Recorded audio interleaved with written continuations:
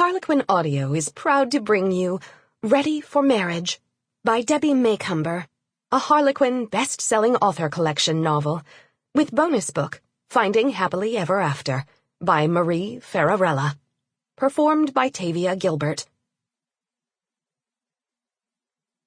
Chapter 1.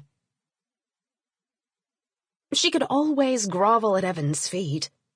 Knowing him as well as she did, Jo Summerhill figured he'd probably like that. The very fact that she'd made this appointment and then had the courage to show up proved how desperate she was. But she'd had no choice. Her parents' future rested in her hands, and she knew of no better attorney to help with this mess than Evan Dryden. If only he'd agree to help her.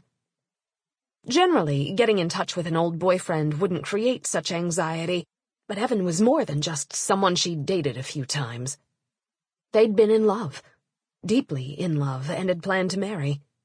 In ways she hadn't yet fully grasped, Jo still loved him. Terminating their relationship had nearly devastated her. And him. Jo wasn't proud of the way she'd ended it. Mailing him back the beautiful pearl engagement ring had been cowardly, but she'd known she couldn't tell him face to face. She should have realized Evan would never leave it at that. She'd been a fool to think he'd take back the ring without confronting her. He'd come to her angry and hurt, demanding an explanation.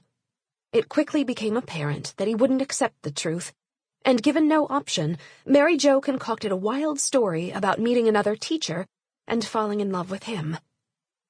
Telling such a bold-faced lie had magnified her guilt 100-fold. But it was the only way she could make Evan believe her, the only way she could extricate herself from his life. Her lie had worked beautifully, she noted with a twinge of pain. He'd recovered, just like his mother had said he would.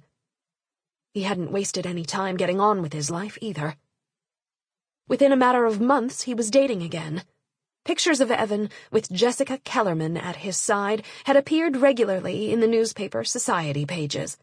Unable to resist finding out more, Jo had researched the Kellerman family.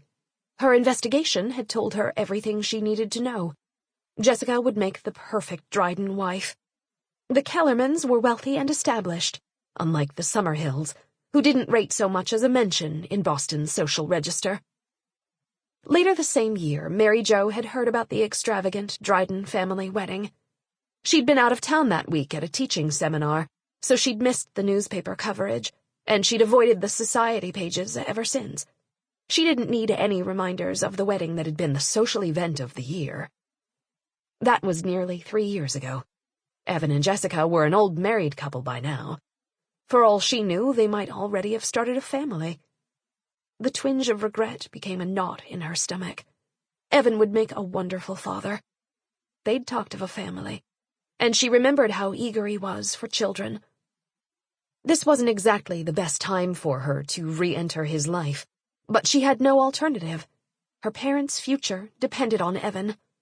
"Mr. Dryden will see you now," the receptionist said, breaking into Jo's thoughts. She nearly lost her nerve right then and there. Her heart pounded furiously. In a dead panic, she tightened her hold on her purse strap, fighting the urge to dash straight out of her chair and out of the office. "If you'll come this way." "Of course," Jo managed, although the words came out in gurgle-like sounds, as if she were submerged in 10 feet of water. She followed the receptionist down a wide, plush-carpeted hallway to Evan's office. His name was on the door, engraved on a gold plate. The receptionist ushered her in and left. Jo recognized Evan's personal assistant immediately, although they'd never met. Mrs. Sterling was exactly the way he'd described her. Late middle age, short and slim, with the energy of a Tasmanian devil, formidably efficient. He'd claimed the woman could easily reorganize the world if she had to, and that she'd willingly take on any project he asked of her. She was loyal to a fault. "Evan asked me to send you right in," Mrs. Sterling said, leading her to the closed inner door. She opened it, then asked, "Can I get you a cup of coffee?" Her tone was friendly, but unmistakably curious. "No, thank you." Jo stepped over the threshold, her heart in her throat. She wondered how she'd feel seeing Evan again after all this time. Sample complete. Ready to continue?